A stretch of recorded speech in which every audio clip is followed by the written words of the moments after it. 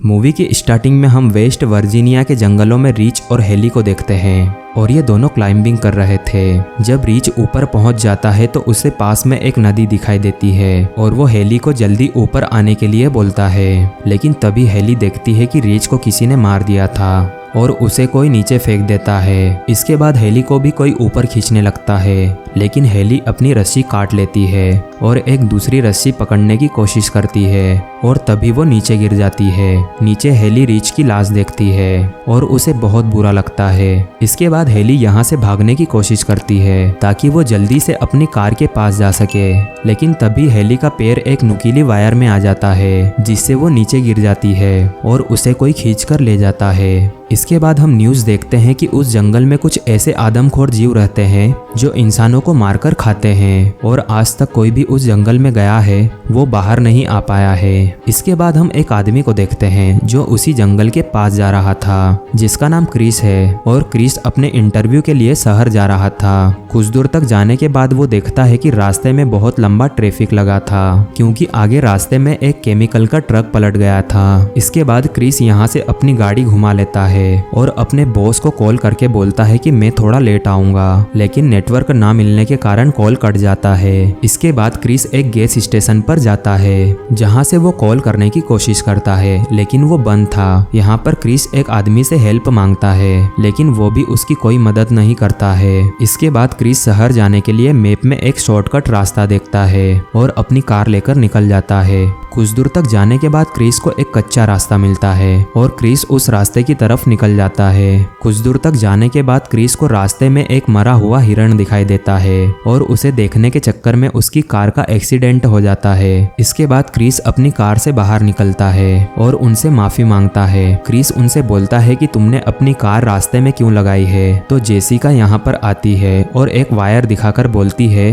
कि किसी ने यह वायर रास्ते पर बिछा रखी थी, जिस वजह से हमारी कार पंचर हो गई। इसके बाद जेसिका गैस स्टेशन पर जाने के लिए बोलती है जहां से कॉल लगा सकते हैं। तो क्रिस बोलता है वहां जाने से कोई फायदा नहीं है क्योंकि मैं वहीं से आ रहा हूं। इसके बाद ये सभी जंगल में मदद के लिए जाते हैं। इधर फ्रेसिन और एवन कार के पास ही रुकते हैं। जब ये दोनों बात कर रहे थे तब जंगल से एवन को कुछ आवाज आने लगती है और एवन जंगल में देखने के लिए चला जाता है। कुछ देर हो जाने के बाद जब एवन नहीं आता है तो फ्रेंसिन उसे देखने के लिए जंगल में जाती है। तो जंगल में फ्रेंसिन को एवन का एक जूता मिलता है। जब वो थोड़ा और आगे जाती है तो उसे एक कटा हुआ कान मिलता है। फ्रेंसिन उसे देखकर बहुत डर जाती है और तभी एक आदमी फ्रेंसिन को पीछे से पकड़ लेता है और उसे मार देता है। इसके बाद हम इन चारों को देखते हैं और ये चारों जंगल में बहुत अंदर तक आ गए थे। कुछ देर बाद जंगल में इनको एक घर दिखाई देता है और ये मदद के लिए उसके पास जाते हैं। क्रिस यहाँ पर बहुत सारी पुरानी गाड़ियों को देखता है और ये सब देखकर उसे थोड़ा अजीब भी लगता है। इसके बाद क्रिस उस घर के अंदर आवाज लगाता है, लेकिन यहाँ पर कोई नहीं था। तो जेसिका उनको यहाँ से चलने के लिए बोलती है क्योंकि उनको यहाँ पर खतरा था। तो क्रिस बोलता है कि हमें मदद की जरूरत है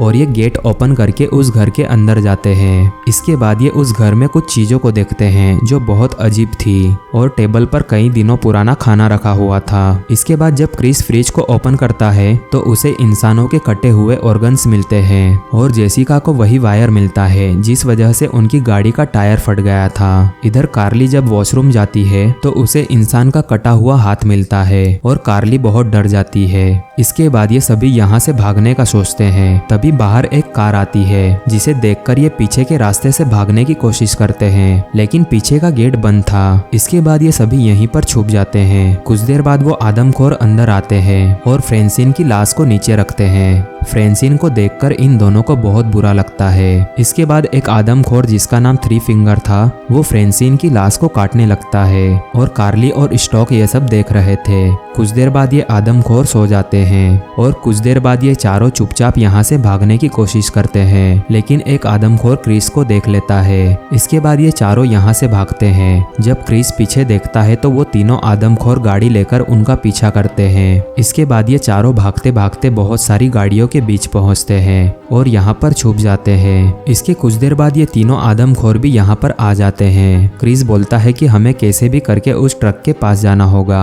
मैं इन तीनों को दूसरी तरफ लेकर जाता हूँ और तुम तीनों उस ट्रक में बैठ जाना।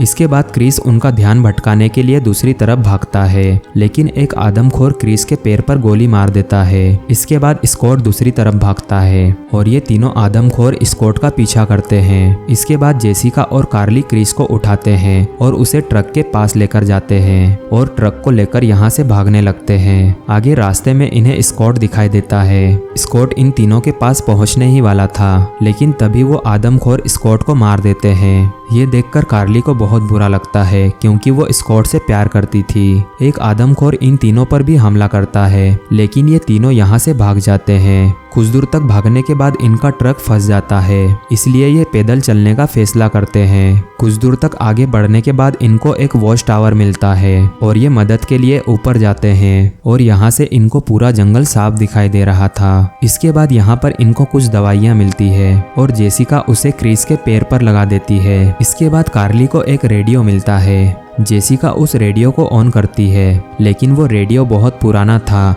इसलिए वो काम नहीं कर रहा था। कुछ देर बाद यहाँ पर वो तीनों आदमखोर भी आ जाते हैं और ये तीनों एकदम शांत हो जाते हैं। इसके बाद ये आदमखोर उस टावर के ऊपर चढ़ने लगते हैं, लेकिन क्रिस और जेसिका मेन गेट को बंद कर देते हैं। कुछ देर बाद वो आदमखोर उस वॉच टावर को आग लगा देते हैं। इसके बाद क्रिस एक खिड़की को तोड़ता है और इसके बाद क्रिस वहाँ से नीचे पेड़ पर कूद जाता है और वो दोनों भी नीचे कूद जाती है। क्रिस और जेसिका धीरे धीरे आगे बढ़ते हैं। इसके बाद वो आदमखोर पेड़ पर चढ़ जाते हैं। अब कार्ली पीछे रह गई थी, इसलिए एक आदमखोर कार्ली को मार देता है। इसके बाद वो आदमखोर क्रिस और जेसिका का पीछा करते हैं। इधर क्रिस और जेसिका एक प्लान बनाते हैं और क्रिस एक टहनी पकड़कर बैठ जाता है। इसके बाद जब थ्री फिंगर जेसिका को मारने के लिए आता है तो क्रिस वो टहनी छोड़ देता है, जिससे टकराकर थ्री फिंगर नीचे गिर जाता है। इसके बाद ये दोनों यहाँ से भाग जाते हैं और एक गुफा में जाकर छुप जाते हैं। सुबह होने पर ये दोनों इस जंगल से बाहर निकलने की कोशिश करते हैं, लेकिन रास्ते में वो आदमखोर जेसिका को पकड़कर ले जाते हैं और क्रिस को नीचे फेंक देते हैं। इसके बाद क्रिस को एक पुलिस की गाड़ी दिखाई देती है और मदद के लिए क्रिस उस गाड़ी के सामने आ जाता है। क्रिस उस ऑफिसर को सब कुछ बताने की कोशिश करता है, लेकिन एक आदमखोर उस ऑफिसर को मार देता है।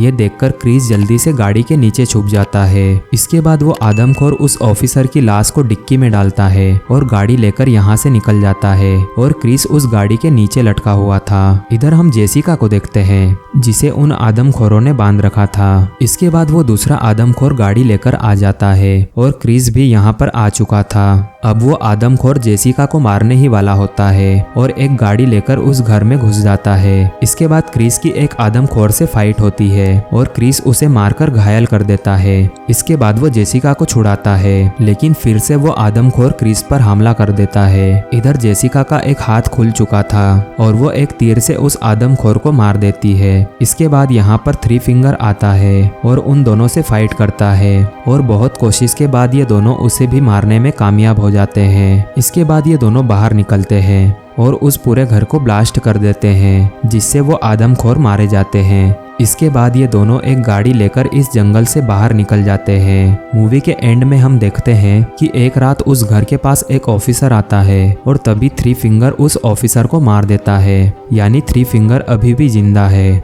और इसी के साथ ये मूवी यहीं पर ख़त्म हो जाती है। सो गाइस, अगर वीडियो अच्छा लगा हो तो वीडियो को लाइक कर देना और चैनल को सब्सक्राइब कर देना। मिलते हैं अगले वीडियो में।